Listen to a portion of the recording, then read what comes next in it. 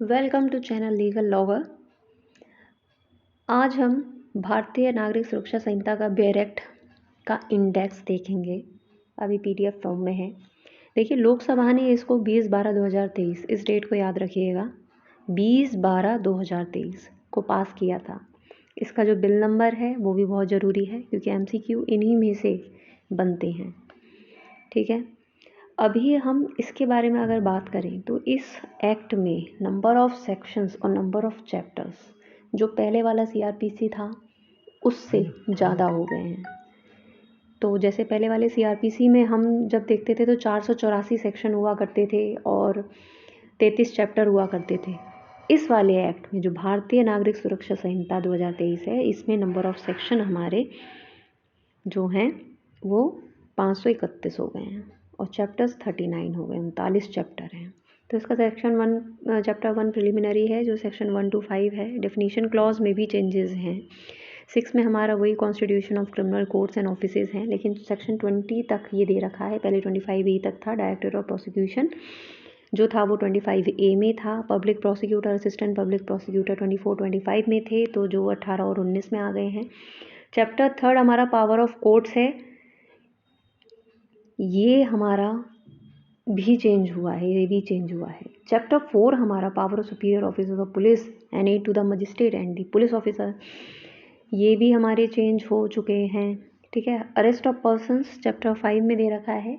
देखिए, हमारा बेसिकली मतलब ये है कि आप एक बार इस एक्ट को ओवरव्यू ऊपरी निगाह से देख लीजिए कि आपको खुद ही देख के लगेगा, अगर आपने सीआरपीसी कभी पढ़ी होगी तो आपको पता चलेगा कि कौन से सेक्शंस ऐसे हैं जो बिल्कुल ही चेंज हो गए हैं, कौन से सेक्शंस ऐसे हैं जिनमें मॉडिफिकेशन किया गया है।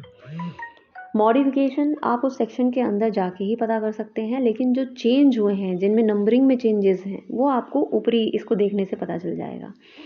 जैसे अभी मैं आपको ये प्रोक्लेमेशन वाला दिखाती हूँ। पहले ये 82 से स्टार्ट हुआ करता था, अब ये 84 से स्टार्ट हुआ है। सेक्शन 84 से प्रोक्लेमेशन ऑफ ऑफेंडर जो है वो स्टार्ट हुआ है, मतलब इसका प्रोविज़न हमें 84 में दे रखा है।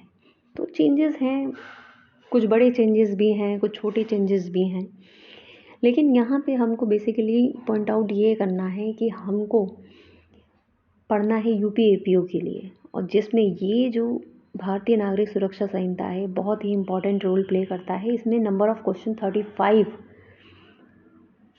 क्वेश्चंस आपके यूपीएपीओ में सिर्फ और सिर्फ इसी में से आते हैं।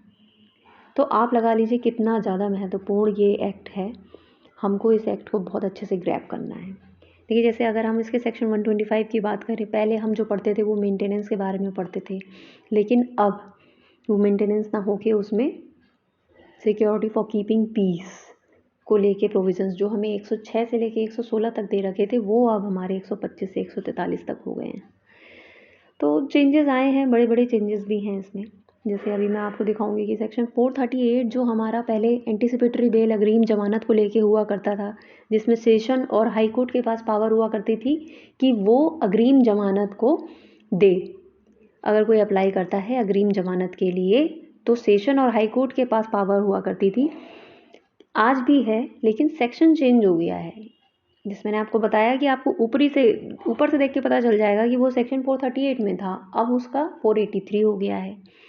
तो ये चेंजेस आपको बहुत अच्छे से देखने को मिल जाएंगे इस एक्ट में। कुछ सेक्शन ऐसे देख के आपको लगेगा कि यार ये तो बिल्कुल ही चेंज हो गया है, तो कुछ सेक्शंस ऐसे होंगे जिनमें आपको पढ़ने के बाद पता चलेगा अंदर का प्रोविज़न चेंज नहीं हुआ है, सिर्फ नंबर चेंज हुए हैं। देखिए, जैसे अभी मैं आपको ये 438 वाला, देखिए लैंग्वेज ऑफ कोड भी हमारा पहले हमारा 251 में था, अब ये 312 में आ गया है। तो बहुत चेंजेस हैं इसमें, लेकिन ये है कि हमको इन चेंजेस के साथ, अब देखिए हमको जैसा हमको एक्ट मिला है हमको उसके अकॉर्डिंग ही पढ़ाई को अपना आगे बढ़ाना है। ये लेके नहीं बैठना है कि हमने सीआरपीसी पढ़ी थी, बहुत अच्छे से पढ़ी थी, वो तो हम सालों साल पढ़ते रहे तब जाके हमको इतना याद हुआ, इसको कैसे याद करेंगे। देखिए, टाइम ज़रूर लगेगा, लेकिन ऐसा नहीं नामुमकिन हो जाए, और आसान ही हो जाएगा अगर हम इसको कंपैरिजन के बेसिस पे पढ़ेंगे। कंपेयर करके पढ़ेंगे तो ज़्यादा बेहतर समझ में आएगा, इसीलिए मैं आपको सेक्शन वाइज कंपेयर करके पढ़ा रही हूँ। अब ये देखिए 484 483 ए वाला section, special power of high court और court of session regarding bail. ये पहले 438 था। देखिए मैंने आपसे अभी क्या कहा, जब हम कंपैरिजन करके पढ़ेंगे जो बेहतर समझ में आएगा, इसीलिए हमको कंपैरिजन करके पढ़ना पड़ेगा। जैसे मैंने एफआईआर के सेक्शन को आपको बताया था कि सेक्शन 173 अब हो गया है, पहले वो 154 में था।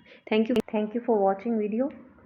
ये इसका थोड़ा सेक्शन 1 और सेक्शन 2 इसका एक बार आप देख लीजिएगा। ये डेफिनीशन क्लॉज बहुत इंपॉर्टेंट होता है किसी भी एक्ट में। तो इसमें देखिए audio video electronic means section 2A में दे दिया है। डी में कंप्लेंट था, अब डी में कंप्लेंट नहीं है। चेंजेस हुए हैं, जैसे लोकल जुरिडिक्शन एन में था वो एन में ही है, तो ये चेंजेस हुए हैं। ठीक है, thank you for watching video. Please like and subscribe this channel for more updates.